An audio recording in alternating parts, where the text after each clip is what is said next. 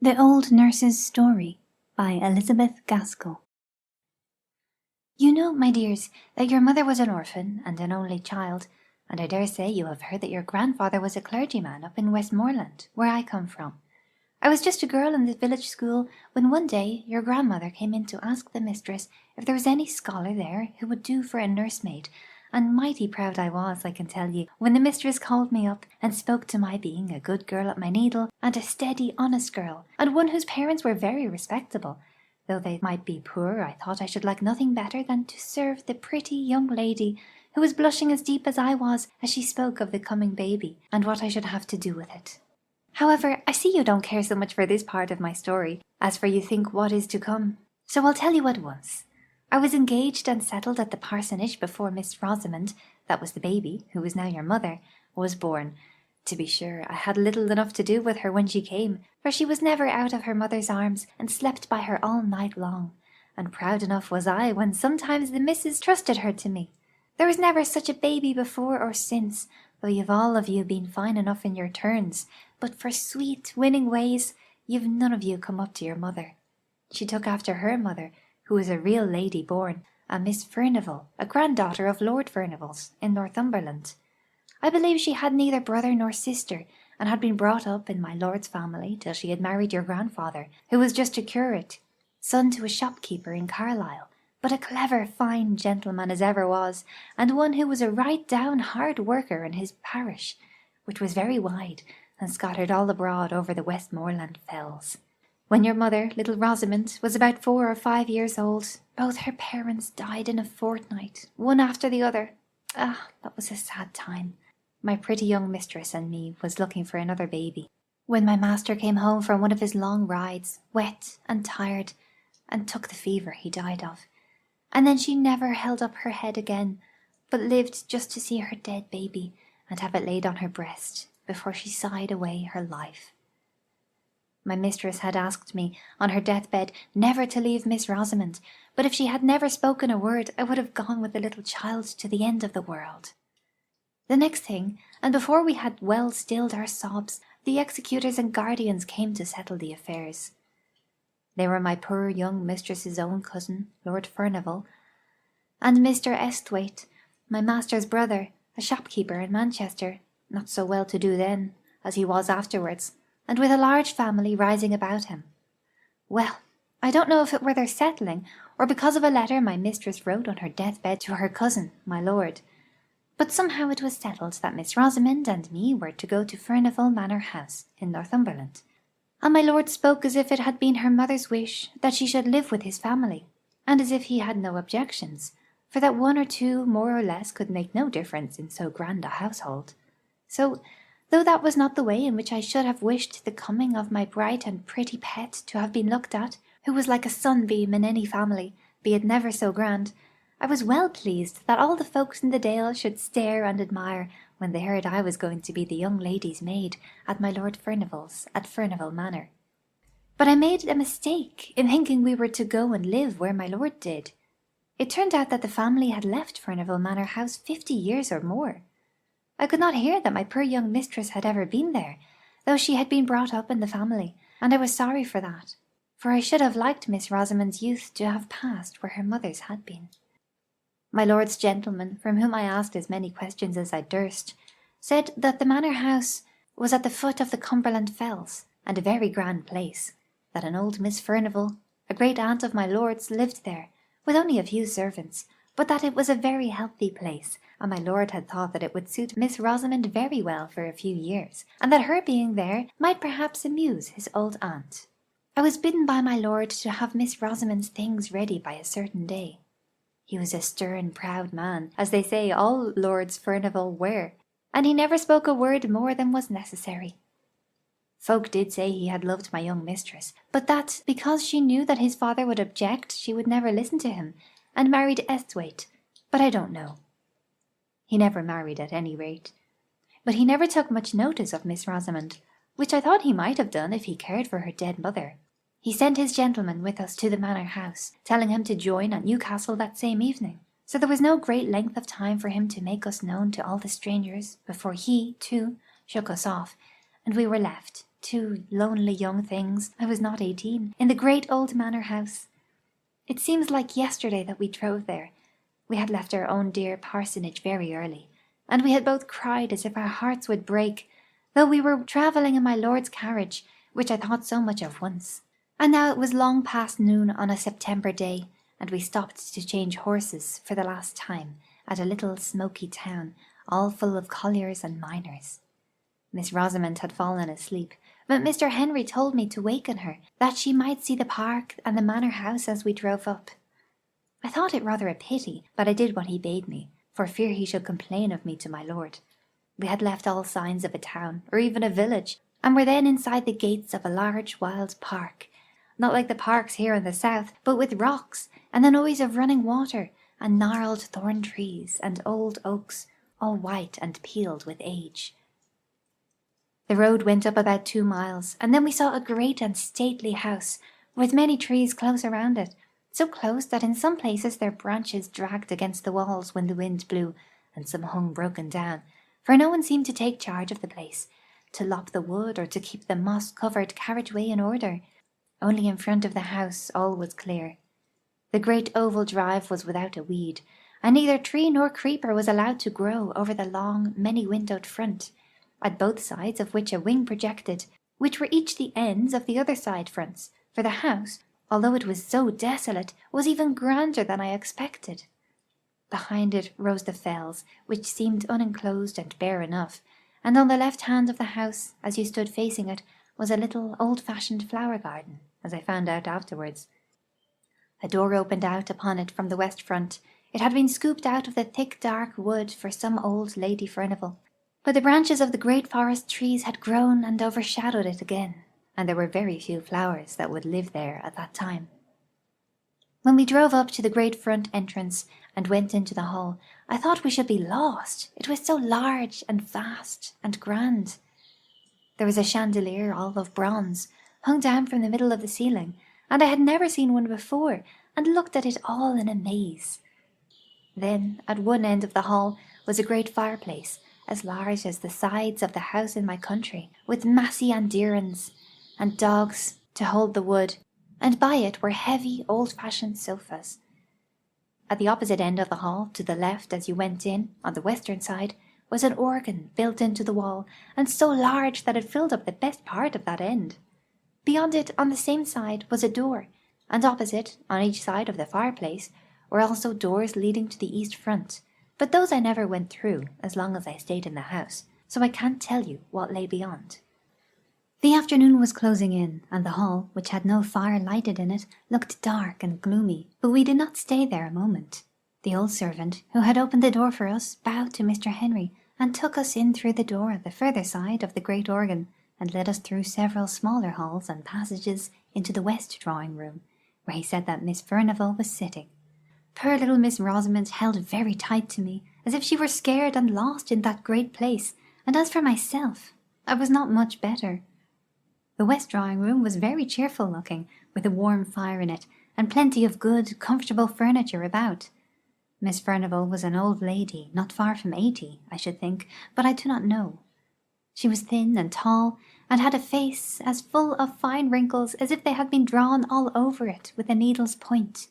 Her eyes were very watchful to make up, I suppose, for her being so deaf as to be obliged to use a trumpet. Sitting with her, working at the same great piece of tapestry, was Mrs. Stark, her maid and companion, and almost as old as she was. She had lived with Miss Furnival ever since they both were young, and now she seemed more like a friend than a servant. She looked so cold and grey and stony, as if she had never loved or cared for anyone, and I don't suppose she did care for anyone, except her mistress, and, owing to the great deafness of the latter, Mrs. Stark treated her very much as if she were a child. Mr. Henry gave some message from my lord, and then he bowed good-bye to us all, taking no notice of my sweet little Miss Rosamond's outstretched hand, and left us standing there, being looked at by the 2 old ladies through their spectacles. I was right glad when they rung for the old footman who had shown us in at first, and told him to take us to our rooms. So we went out of that great drawing-room, and into another sitting-room, and out of that, and then up a great flight of stairs, and along a broad gallery, which was something like a library, having books all down one side, and windows and writing tables all down the other, till we came to our rooms, which I was not sorry to hear were just over the kitchens, for I began to think I should be lost in that wilderness of a house. There was an old nursery that had been used for all the little lords and ladies long ago, with a pleasant fire burning in the grate, and the kettle boiling on the bob, and tea things spread out on the table, and out of that room was the night nursery, with a little crib for Miss Rosamond close to my bed. And old James called up Dorothy, his wife, to bid us welcome, and both he and she were so hospitable and kind that by and by Miss Rosamond and me felt quite at home. And by the time tea was over, she was sitting on Dorothy's knee, and chattering away as fast as her little tongue could go. I soon found out that Dorothy was from Westmoreland, and that bound her and me together, as it were, and I would never wish to meet with kinder people than were old James and his wife. James had lived pretty nearly all his life in my lord's family, and thought there was no one so grand as they. He even looked down a little on his wife, because, till he had married her, she had never lived in any but a farmer's household. But he was very fond of her, as well he might be. They had one servant under them, to do all the rough work. Agnes, they called her, and she and me, and James and Dorothy, with Miss Furnivall and Mrs. Stark, made up the family, always remembering my sweet little Miss Rosamond. I used to wonder what they had done before she came, they thought so much of her now. Kitchen and drawing-room, it was all the same. The hard, sad Miss Furnivall and the cold Mrs. Stark looked pleased when she came fluttering in like a bird, playing and pranking hither and thither, with a continual murmur and a pretty prattle of gladness. I'm sure they were sorry many a time when she flitted away into the kitchen, though they were too proud to ask her to stay with them, and were a little surprised at her taste, though, to be sure, as Mrs. Stark said, it was not to be wondered at, remembering what stock her father had come of. The great old rambling house was a famous place for little Miss Rosamond. She made expeditions all over it, with me at her heels, all except the east wing, which was never opened, and whither we never thought of going. But in the western and northern part was many a pleasant room, full of things that were curiosities to us, though they might not have been to people who had seen more. The windows were darkened by the sweeping boughs of the trees, and the ivy which had overgrown them, but in the green gloom we could manage to see old china jars and carved ivory boxes, and great heavy books, and, above all, the old pictures. Once, I remember, my darling would have Dorothy go with us to tell us who they all were, for they were all portraits of some of my lord's family, though Dorothy could not tell us the names of every one. We had gone through most of the rooms, when we came to the old state drawing-room over the hall, and there was a picture of Miss Furnivall, or, as she was called in those days, Miss Grace, for she was the younger sister. Such a beauty she must have been, but with such a set, proud look, and such scorn looking out of her handsome eyes, with her eyebrows just a little raised, as if she wondered how anyone could have the impertinence to look at her, and her lip curled at us as we stood there gazing. She had a dress on, the like of which I had never seen before, but it was all the fashion when she was young, a hat of some soft, white stuff like beaver, pulled a little over her brows, and a beautiful plume of feathers sweeping round it on one side, and her gown of blue satin was open in front to a quilted white stomacher. "Well, to be sure," said I, when I had gazed my fill. "Flesh is grass, they do say, but who would have thought that Miss Furnivall had been such an out-and-out beauty to see her now?" "Yes," said Dorothy, "folks change sadly. But if what my master's father used to say was true, Miss Furnivall, the elder sister, was handsomer than Miss Grace. Her picture is here somewhere, but if I show it you, you must never let on, even to James, that you have seen it. Can the little lady hold her tongue, think you?" asked she. I was not so sure, for she was such a little, sweet, bold, open-spoken child, so I set her to hide herself, and then I helped Dorothy to turn the great picture, that leaned with its face towards the wall, and was not hung up, as the others were. To be sure, it beat Miss Grace for beauty, and I think for scornful pride too, though in that matter it might be hard to choose. I could have looked at it an hour, but Dorothy seemed half frightened at having shown it me, and hurried it back again, and bade me run and find Miss Rosamond. for that there were some ugly places about the house where she should like ill for the child to go. I was a brave, high-spirited girl, and thought little of what the old woman said, for I liked hide-and-seek as well as any child in the parish, so off I ran to find my little one. As winter drew on, and the days grew shorter, I was sometimes almost certain that I heard a noise, as if someone was playing on the great organ in the hall. I did not hear it every evening, but certainly I did very often, usually when I was sitting with Miss Rosamond, after I had put her to bed, and keeping quite still and silent in the bedroom. Then I used to hear it booming and swelling away in the distance. The first night, when I went down to my supper, I asked Dorothy who had been playing music, and James said very shortly that I was a gowk to take to the wind soughing among the trees for music, but I saw Dorothy look at him very fearfully, and Agnes, the kitchen maid, said something beneath her breath, and went quite white. I saw they did not like my question, so I held my peace till I was with Dorothy alone, when I knew I could get a good deal out of her.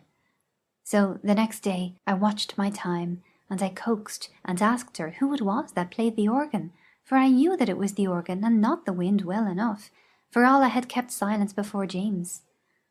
But Dorothy had had her lesson, I'll warrant, and never a word I could get from her.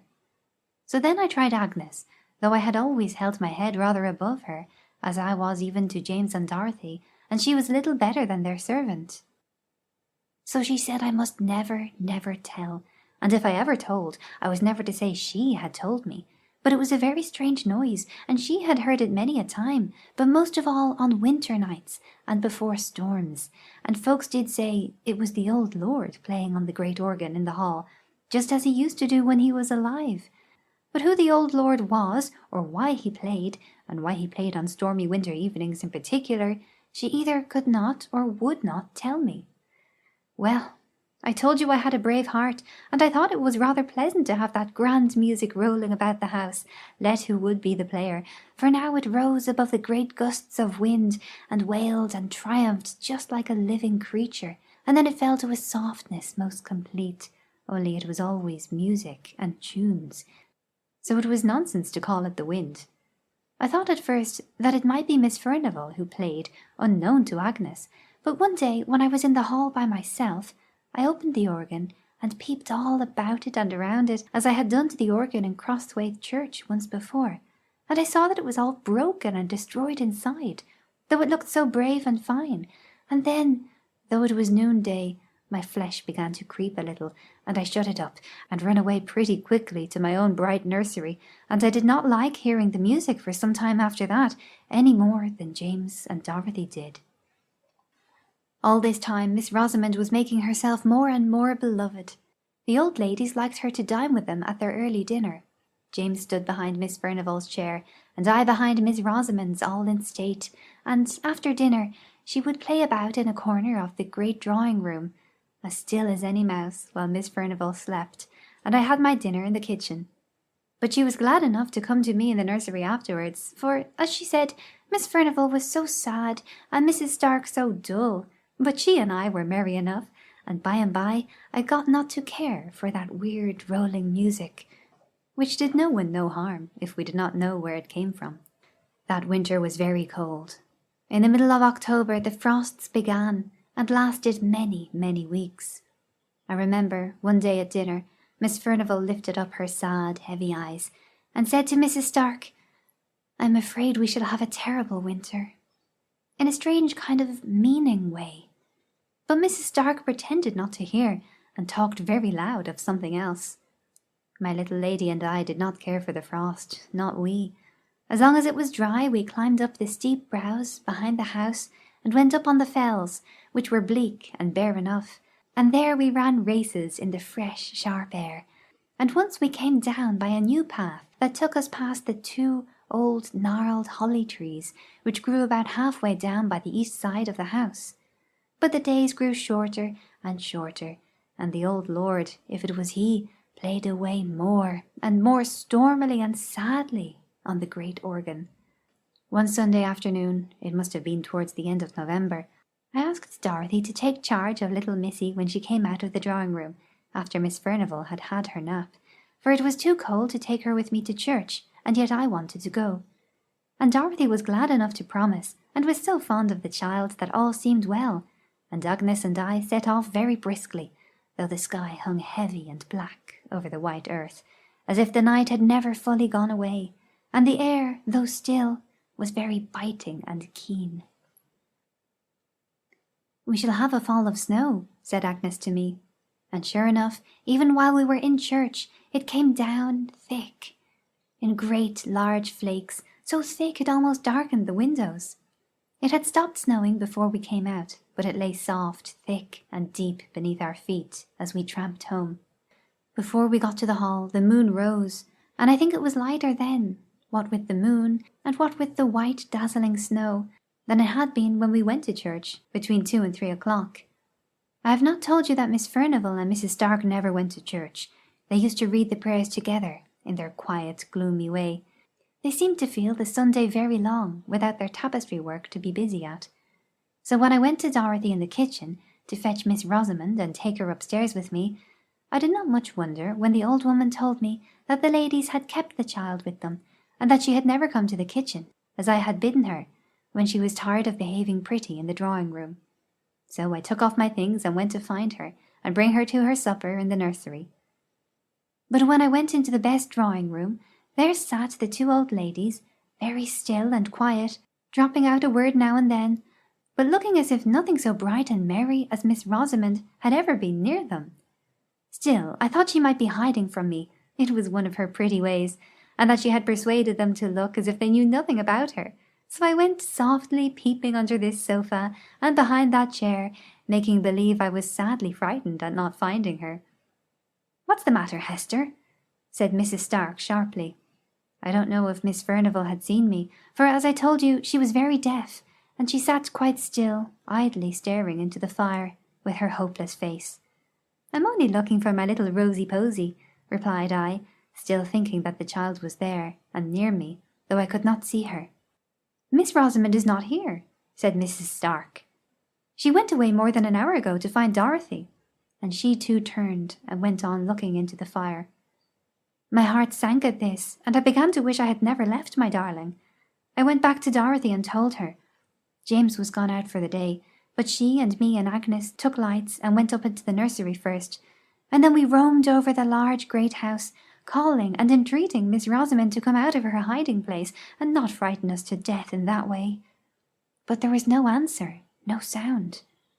"Oh," said I at last, "can't she have gotten into the east wing and hidden there?" But Dorothy said it was not possible, for that she herself had never been in there, that the doors were always locked, and my lord's steward had the keys, she believed, at any rate, neither she nor James had ever seen them. So I said I would go back and see if, after all, she was not hidden in the drawing-room, unknown to the old ladies, and if I found her there, I said, I would whip her well for the fright she had given me, but I never meant to do it. Well, I went back to the west drawing-room, and I told Mrs. Stark we could not find her anywhere, and asked for leave to look all about the furniture there, for I thought now that she might have fallen asleep in some warm hidden corner. But no, we looked. Miss Furnivall got up and looked, trembling all over, and she was nowhere there. Then we set off again, everyone in the house, and looked in all the places we had searched before, but we could not find her. Miss Furnivall shivered and shook so much that Mrs. Stark took her back into the warm drawing-room, but not before they had made me promise to bring her to them when she was found. Well a day! I began to think she would never be found, when I bethought me to look out into the great front court, all covered with snow. I was upstairs when I looked out, but it was such dear moonlight, I could see quite plain 2 little footprints, which might be traced from the hall door and round the corner of the east wing. I don't know how I got down, but I tugged open the great stiff hall door, and throwing the skirt of my gown overhead for a cloak, I ran out. I turned the east corner, and there a black shadow fell on the snow, but when I came again into the moonlight, there were the little footmarks going up to the fells. It was bitter cold, so cold that the air almost took the skin off my face as I ran, but I ran on, crying to think how my poor little darling must be perished and frightened. I was within sight of the holly trees when I saw a shepherd coming down the hill, bearing something in his arms wrapped in his maud. He shouted to me and asked me if I had lost a bairn, and when I could not speak for crying, He bore towards me, and I saw my little wee bairnie lying still and white and stiff in his arms, as if she had been dead. He told me he had been up the fells to gather in his sheep, before the deep cold of night came on, and that under the holly trees, black marks on the hillside, where no other bush was for miles around, he had found my little lady, my lamb, my queen, my darling, stiff and cold, in the terrible sleep which is frost begotten. Oh, the joy and the tears of having her in my arms once again! For I would not let him carry her, but took her, Maud and all, into my own arms and held her near my own warm neck and heart, and felt the life stealing slowly back again into her little gentle limbs. But she was still insensible when we reached the hall, and I had no breath for speech. We went in by the kitchen door. "Bring the warming pan," said I, and I carried her upstairs and began undressing her by the nursery fire, which Agnes had kept up. I called my little lammie all the sweet and playful names I could think of, even while my eyes were blinded by my tears, and at last, oh, at length she opened her large blue eyes. Then I put her into her warm bed, and sent Dorothy down to tell Miss Furnivall that all was well, and I made up my mind to sit by my darling's bedside the livelong night. She fell away into a soft sleep as soon as her pretty head had touched the pillow, and I watched by her till morning light, when she wakened up bright and clear, or so I thought at first, and, my dears, so I think now. She said that she had fancied that she should like to go to Dorothy, for that both the old ladies were asleep, and it was very dull in the drawing-room, and that, as she was going through the west lobby, she saw the snow through the high window falling, soft and steady, but she wanted to see it lying pretty and white on the ground, so she made her way into the great hall, and then, going to the window, she saw it bright and soft upon the drive. But while she stood there, she saw a little girl, not as old as she was, but so pretty, said my darling, and this little girl beckoned to me to come out, and oh, she was so pretty and so sweet, I could not choose but go. And then this other little girl had taken her by the hand, and side by side the two had gone round the east corner. "Now you are a naughty little girl, and telling stories," said I. "What would your good mamma, that is in heaven, and never told a story in her life, say to her little Rosamond, if she heard her, and I dare say she does, telling stories?" "Indeed, Hester," sobbed out my child, "I'm telling you the truth. Indeed I am." "Don't tell me," said I, very stern. "I tracked you by your footmarks through the snow. There were only yours to be seen, and if you had had a little girl to go hand in hand with you up the hill, don't you think the footprints would have gone along with yours?" "I can't help it, dear, dear Hester," said she, crying. "If they did not, and I never looked at her feet, but she held my hand fast and tight in her little one, and it was very, very cold. She took me up the fell path, up to the holly trees, and there I saw a lady weeping and crying, but when she saw me, she hushed her weeping, and smiled very proud and grand, and took me on her knee, and began to lull me to sleep, and that's all, Hester, but it is true, and my dear mamma knows it is," she said, crying. So I thought the child was in a fever, and pretended to believe her as she went over her story, over and over again, and always the same.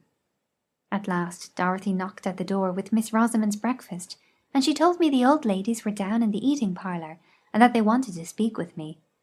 They had both been into the night nursery the evening before, but it was after Miss Rosamond was asleep, so they had only looked at her, not asked me any questions. "I shall catch it," thought I to myself, as I went along the north gallery. And yet, I thought, taking courage, it was in their charge I left her, and it's they that's to blame for letting her steal away unknown and unwatched. So I went in boldly, and told my story.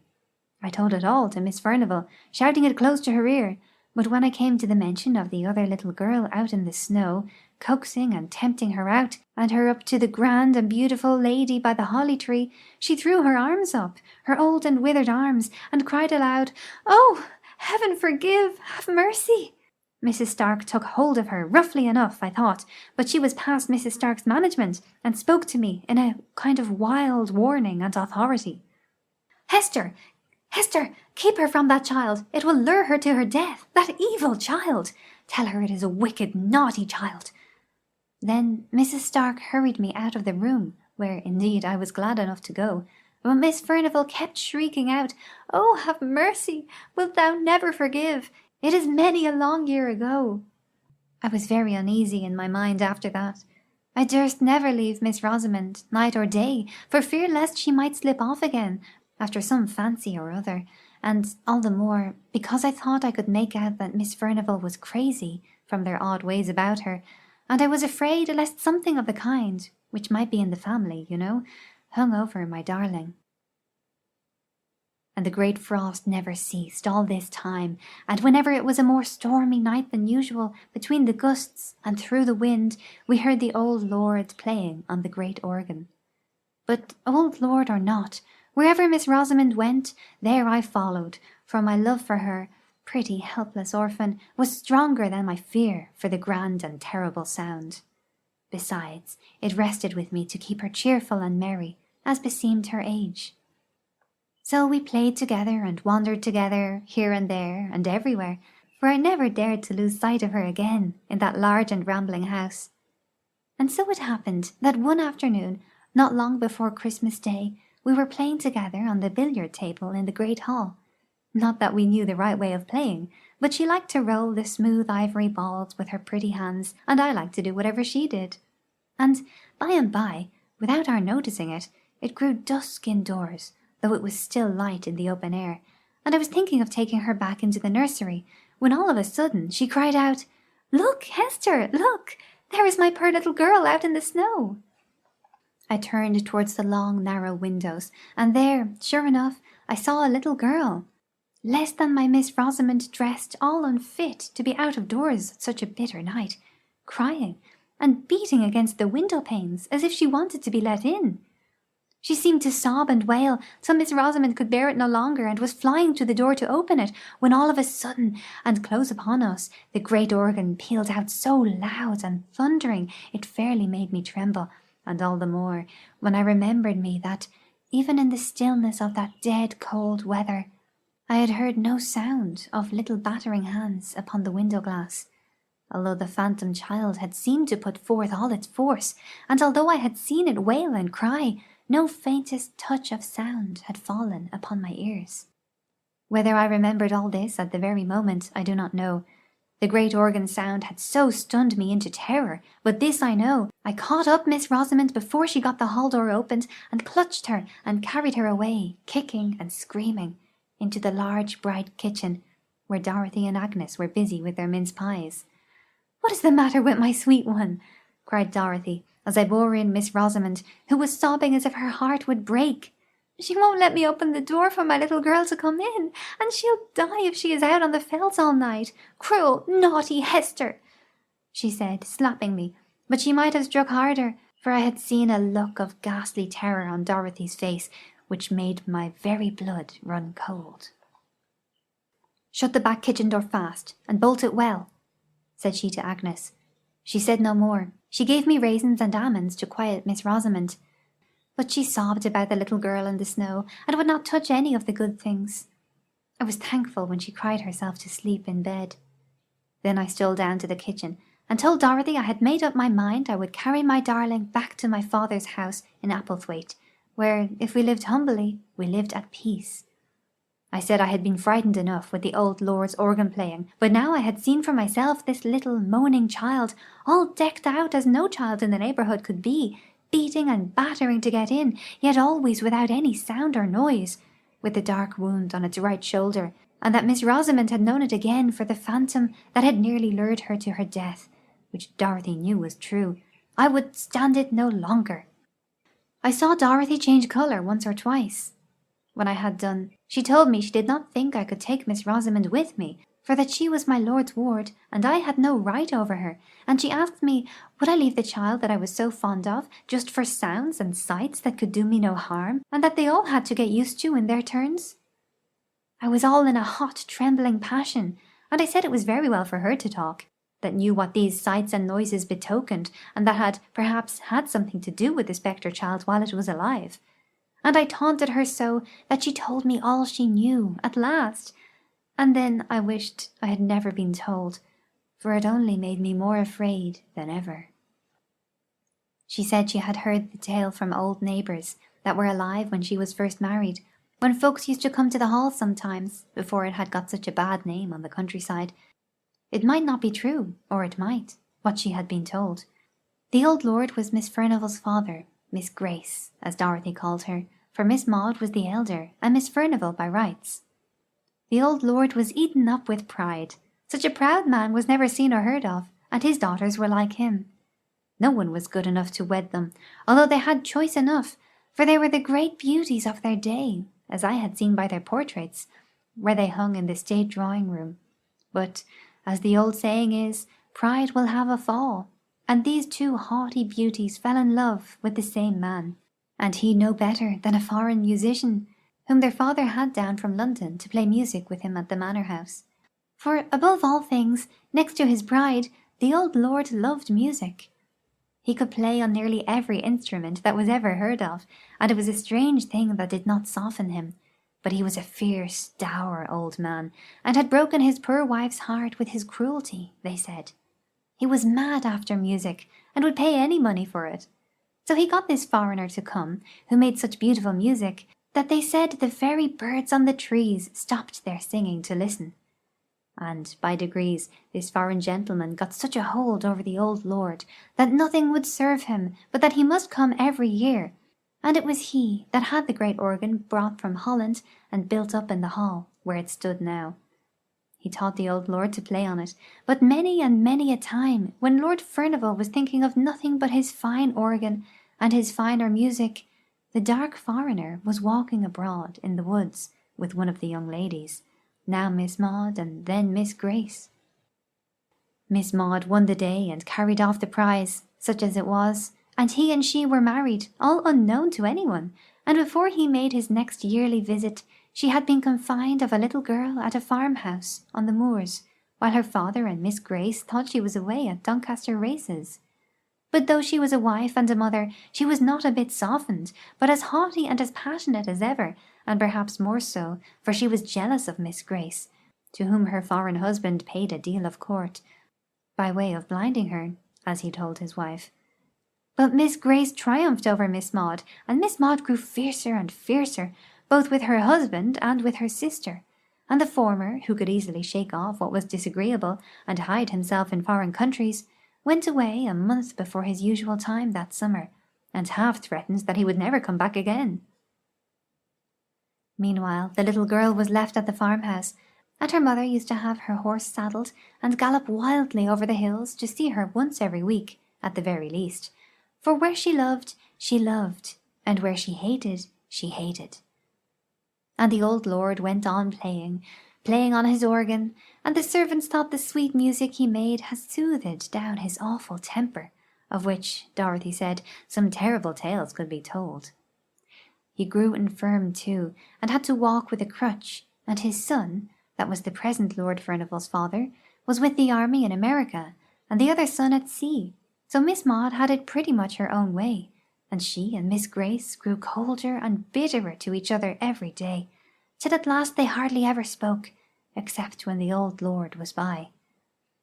The foreign musician came again the next summer, but it was for the last time, for they led him such a life with their jealousy and their passions that he grew weary, and went away, and never was heard of again.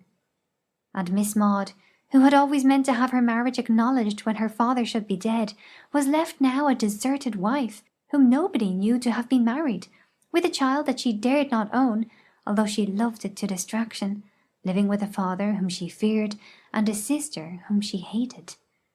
When the next summer passed over, and the dark foreigner never came, both Miss Maud and Miss Grace grew gloomy and sad. They had a haggard look about them, though they looked handsome as ever. But by and by Miss Maud brightened, for her father grew more and more infirm, and more than ever carried away by his music, and she and Miss Grace lived almost entirely apart, having separate rooms, the one on the west side, Miss Maud on the east, those very rooms which were now shut up. So she thought she might have her little girl with her, and no one need ever know, except those who dared not speak about it, and were bound to believe that it was, as she said, a cottager's child she had taken a fancy to. All this, Dorothy said, was pretty well known, but what came afterwards no one knew, except Miss Grace and Mrs. Stark, who was even then her maid, and much more of a friend to her than her sister had ever been. But the servants supposed, from words that were dropped, that Miss Maud had triumphed over Miss Grace, and told her that all the time the dark foreigner had been mocking her with pretended love, he was her own husband.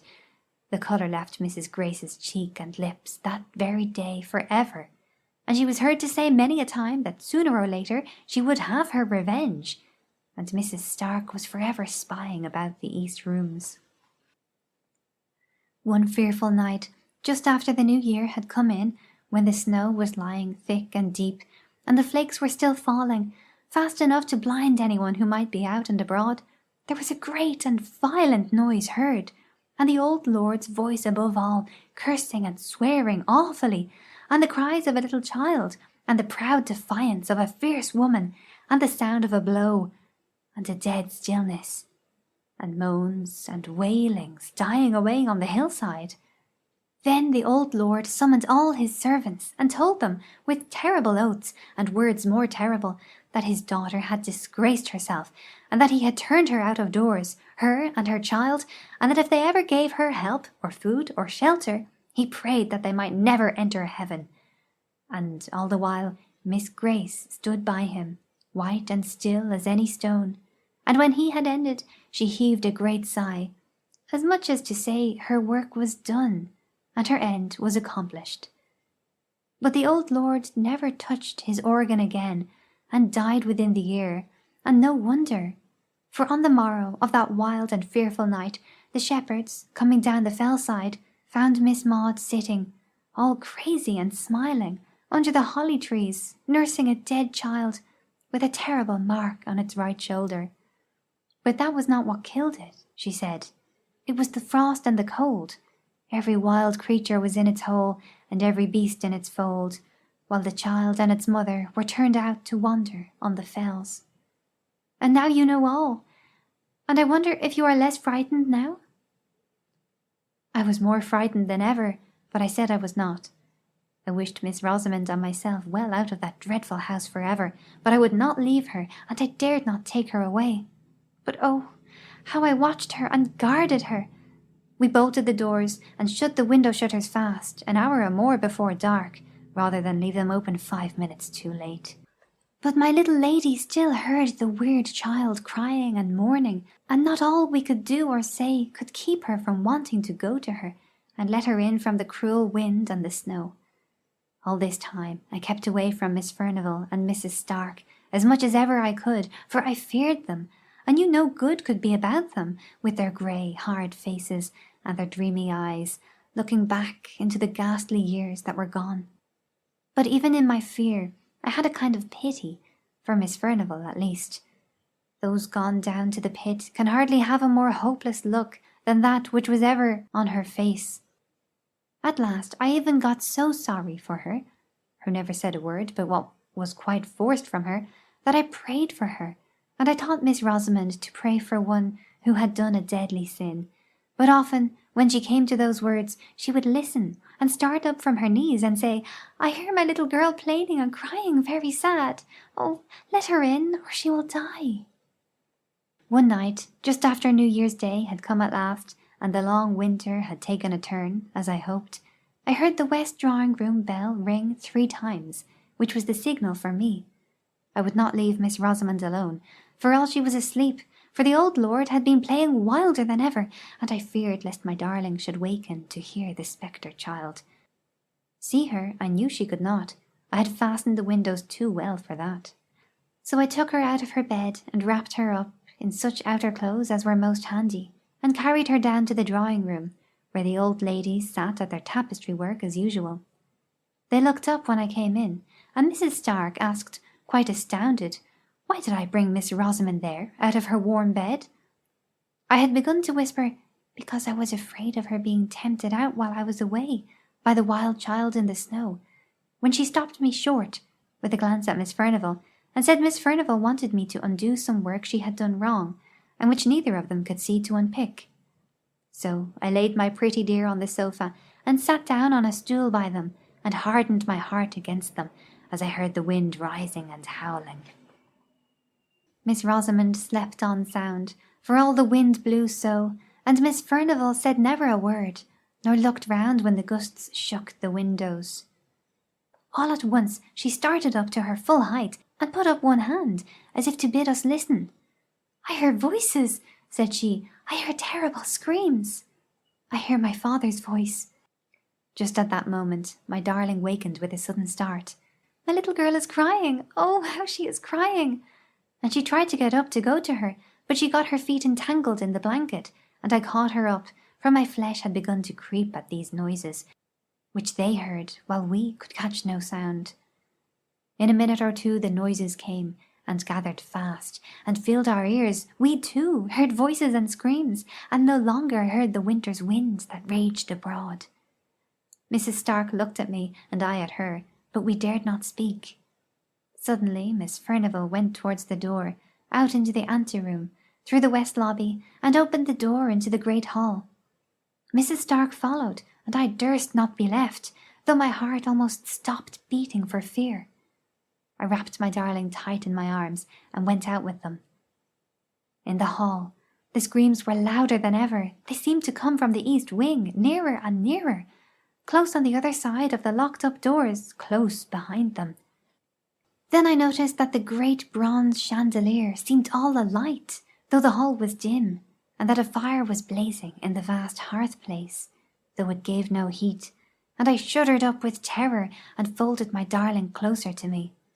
But as I did, the east door shook, and she, struggling to get free from me, cried, "Hester, I must go! My little girl is there, I hear her. She's coming. Hester, I must go!"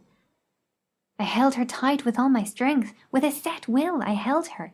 If I had died, my hands would have grasped her still, I was so resolved in my mind. Miss Furnivall stood listening, and paid no regard to my darling, who had got down to the ground, and whom I, upon my knees now, was holding with both my arms clasped round her neck, she still striving and crying to get free. All at once the east door gave way with a thundering crash, as if torn open in a violent passion, and there came into that broad and mysterious light the figure of a tall old man with grey hair and gleaming eyes.